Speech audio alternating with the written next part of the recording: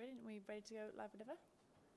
Perfect. Good afternoon, everyone. Welcome to Robert Vilahamn's press conference ahead of Arsenal, the North London derby at the Tottenham Hotspur Stadium. So we'll start with everyone who's in the room. If anyone wants to kick us off.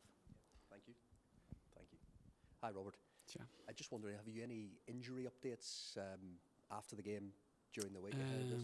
So Olga, Drew and Evelina is still out. They're getting closer and closer, but they're not ready. Ellie Brazil is potentially being in the squad as well, so she's back from the other week.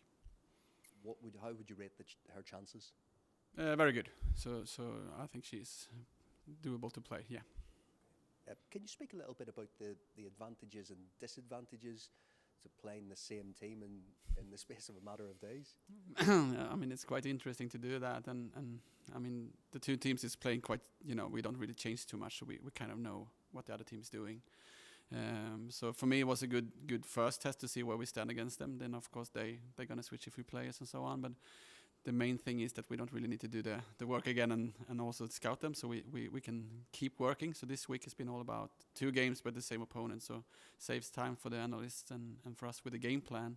And then we got a chance to try some stuff yesterday, so we can bring that to the next game and twist something as well. So it's quite interesting, but it's actually quite good because you save time.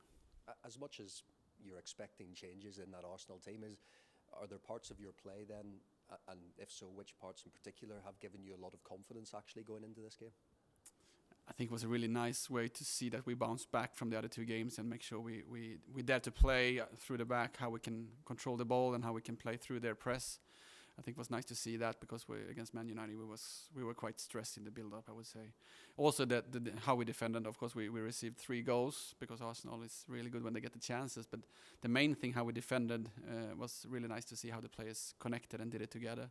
So I think we take steps from Man City to Man United. We defended better, but then Man United scored on 4 goals on 5 chances. This time we were really good in the defense, but then they still scored 3 goals. So we need to improve even more because we need to have those clean sheets sometimes if we're going to win against the top teams. I guess that's the tactical look at it, but what kind of occasion are you expecting on Saturday at the stadium as well for a North London derby? I mean, it's always tricky when you want to be a team that dictate the game and want to show that we have the ball when you play against one of the top teams in the world, right? But when we come to our stadium, we want to make sure we try to do it. So I'm not going to go there and try to just have a low block and hope that we can counterattack. So we're going to go for it and see if we can actually do it. And I'm aware that they are very good. So if we feel like we have struggles, then we have situations in the game how we can make sure we take care of that. But the main thing is for me to show the fans that come to the stadium that this team is all about playing the way we want to do it, not actually trying to focus on the opponent. So I want to show our fans the way we want to play and where we are right now and how we're going to improve this team. And hopefully we can actually win with this way. Would that be your message to any supporters coming to the stadium as well? Can the players feed off that energy inside this stadium? Yeah, I mean, it's hard for me to like give them like we're gonna win. You never know that, but we're gonna go for it, of course. But the main thing I'm gonna show them, we're gonna be brave. We're gonna play the way we want to do it, and we're gonna try to do it. And I think that's what the fans want to see. They want to see us trying to play a really good offensive football and try to score many goals. So for me, it's like that's my way to create an environment where you want to be watching our games. It's not always about winning. It's actually about how we perform and how we play. So yeah, that's the message. Whether it's a women's fixture, a men's fixture, or even a youth fixture, the North London derby has always been a special fixture for those in the local area. I'm just interested, Robert, what was your view of the rivalry around these 2 clubs maybe before you came into English football, and how have you always looked at that fixture? I mean, I grew up watching English football. I remember, I think it was Sol Campbell going between the clubs, and I remember those news about that. So I knew there's a really high competitive between those teams. But then when you come here and you realize how it is, it's actually a really big one, and you understand these 2 clubs are really want to be that club in the North London, right? So for me, it's to try to make sure that the Tottenham women's team is being the best team in North London, and in the long end, we're going to be that. Thank you very much. Thank you. Yeah, George. Hi, Robert. On a similar point, there's been some talk over the years about whether this is a real rivalry between Tottenham women and Arsenal women, but did you sort of get that sense from the players and the fans straight away last night? Yeah, I mean, if you look at the men's side, of course, it's been for a long time, and those 2 clubs has been up there fighting about the the title so many years. In the women's side, Arsenal has been already up the top for a few years, and Tottenham's women has not been that. So we kind of know the history, and we're going to create that kind of rivalry again. But you saw yesterday that they have fans singing and booing against us. So of course you already saw that it's happening already now, and I like that. I mean, there should be that kind of things as long as you treat each other with respect. So I love this rivalry.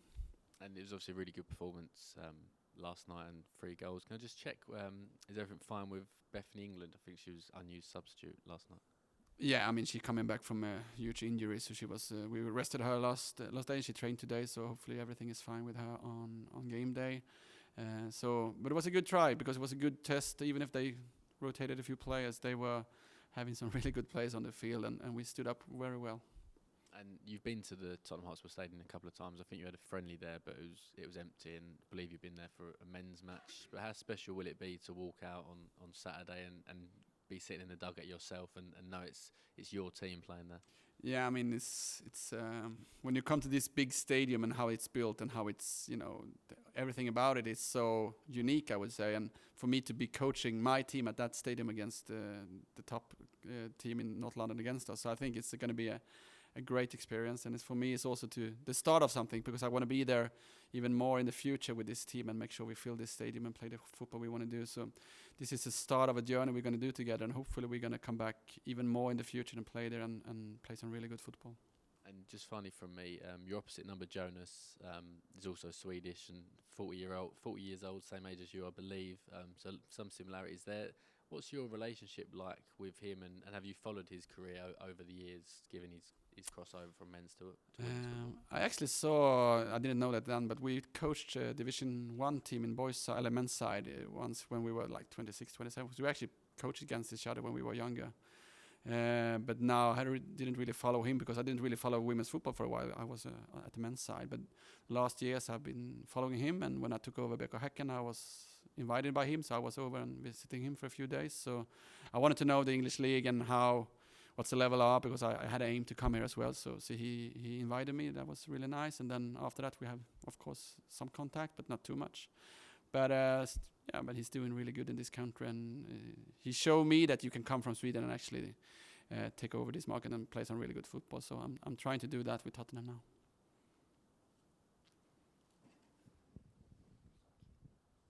Hi Robert, how are you? I'm fine, thank you. Just wanted to address, you've obviously had a really hard run into Christmas, facing top 3 out of 4 of the top sides. How has it been maintaining that belief? Because there's positives you can derive from those performances. So how's it been maintaining that belief with the squad? I think when you're winning, or as in the beginning, it's so easy to work with the squad. Everybody's buying everything you say, and then you had a few draw, but you still play good football. Then they're buying that as well. Then you come to these big teams and you lose heavily, right? Then it's up to me to show the players that, look, we are taking steps anyway, and that's not always easy, because the quick fix is to change something, but we're not changing something. We're going to make sure we continue to develop our identity. So for me, it was really important to show the players that, I'm sorry, we're not going to Arsenal yesterday and kick long balls. We're not going there to try to keep the numbers now. We're going there to win, and we're going there to play. And I'm going to keep doing that. Even if we lose on Saturday, I'm going to keep going, because in the long end, we're going to make sure we create this identity where we play really good football and win games and hopefully win the title, right? So it's a part of my journey as a leader in this country to make sure I get the place to be on this journey. But, the board and the club is supporting me all the way, so it feels very good to have them with me. Perfect. Just one more from me. On Grace Clinton, she's obviously had a very breakout season with you since being on loan. The 2 consecutive call-ups to the senior squad.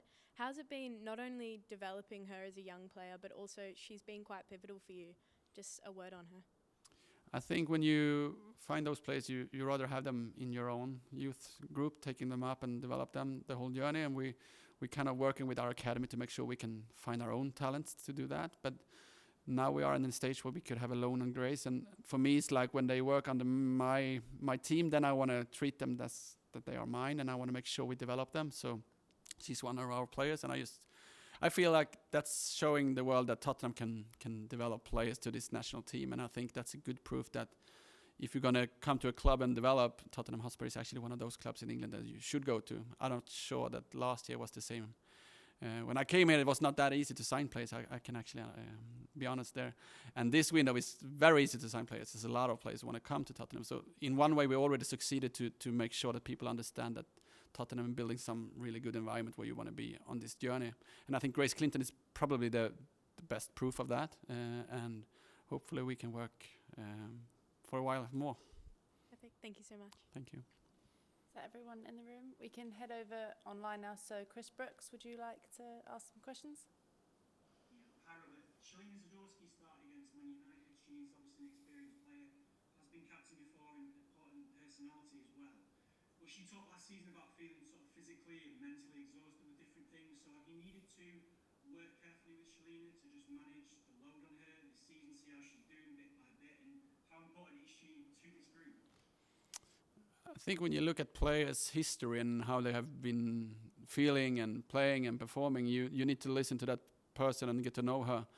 Shelina was one of those coming back a little bit later from the national team in the World Cup there, and with a long journey with sickness last year and not playing too much. So for me, she was not picked in the beginning, but of course we tried to work with her to make sure she got back to her fitness and everything. And you can see now that she's taken steps, and the last game against Man United, I think she did a good game. Yesterday she came in and did some really good minutes, and the most important thing with her is that she's back smiling and actually performing and training very well and you know, being the leader in around the game, even if she doesn't play the whole game. So for me to see her come back as a person is the most important thing, because she's shining right now and is happy. So that's the bigger thing for me. Then she's a good footballer, of course, but then it's always competition who's playing.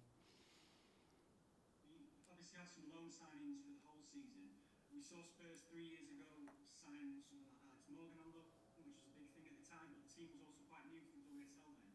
At this stage, with where you're at with everything, do you think that signing a player on loan for just the final few months of this season could be good for you, or would you not want to do that unless there's a full season for a loan player or an option to sign them permanently for a full deal? We want to create a Tottenham that can compete for the long end. And if we're going to just continue loan play, we're never going to develop our own players. We're always going to loan and develop and then give back really good players to the top teams. So I'm not really interested to loan players if we not really need one specific position where it opens up. So what we're looking for this window is to sign players over more years contracts and in a better age group where you can use their talent and develop them and to make sure they are national team players for us. So those players we're going to sign this window is probably for a long time. Last one, Robert. Can you just share a bit about the process for signing a new player for this Spurs team? Is it always that you personally will come up with a player that you like and then you discuss it with the club? Can we get them? Or you sometimes you present it with an idea? Does Vicky Jepson suggest a player sometimes? How does it kind of work? If you look at the world, I'm kind of know a lot of countries and the players and the best upcoming players in those countries, Scandinavia, US, Australia. So then it might be me saying that these players are very talented. Then we have a recruitment group and we have analysts. So we make sure we analyze them from different angles and we make sure it's a business case in it as well, that are they worth actually investing in. So we try to look at it in all aspects, and then we go to the board basically and see if it's potential a buy or if the salary is enough. So we make sure we do a really good work before we sign players. Then you have Vicky and Zoe, for example, that knows the English players and the youth players in this country, which I don't know so much. So Grace Clinton, for example, was them picking up first, and then I watch her. So, you know, they should have the credit there. So no, we're using the knowledge we have in the building and the experience. And then we have, you know, if you have a Norwegian player, then we check with Celine if she feel like she's a good player and so on. So we use the network we have, of course, and Swedish players is easy for me because I know all of them. Thanks, Robert. All the best. Thanks, Chris. Caden? Hi, Robert. First of all, the last few games in our competitions have seen you come up against a few of the top 4 teams. How have you been keeping morale high during a difficult run like that? And what sort of conversations do you tend to have with the players during these runs? Sorry, can you repeat that? I didn't hear you. Sorry. In all competitions, the last few games, you've been mixing it up a lot with the teams in the top 4. Obviously, a very difficult run. How have you been keeping morale high during that run? And what sort of conversations have been had to... What sort of conversations have been had with the players basically during these runs? Yeah, so I think I always try to look at it the result way and the performance way. And if you look at those two games, the result is not good. It's really bad actually.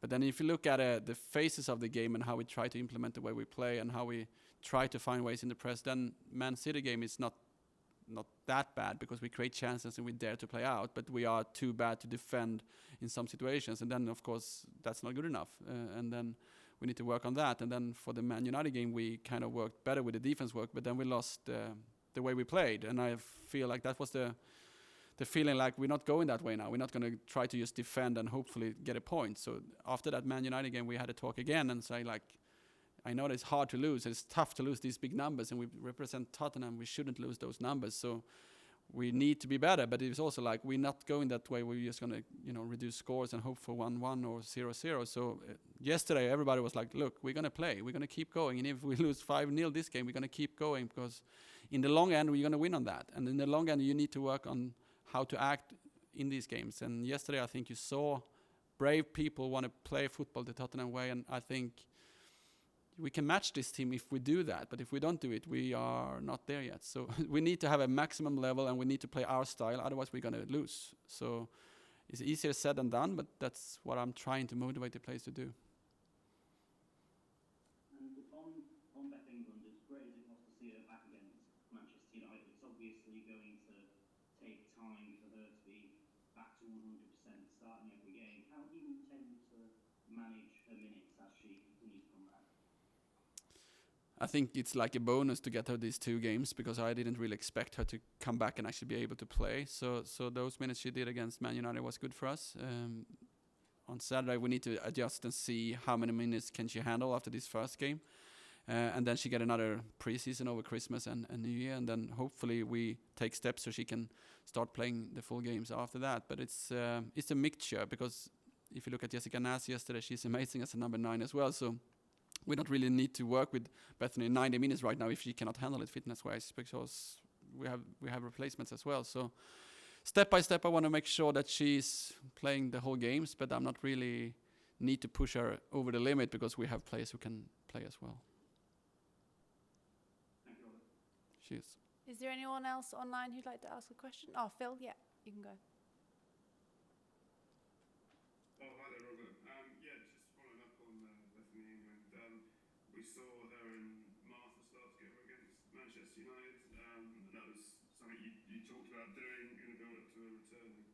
How do you feel like that went, and is it something you're still looking to sort of persevere with?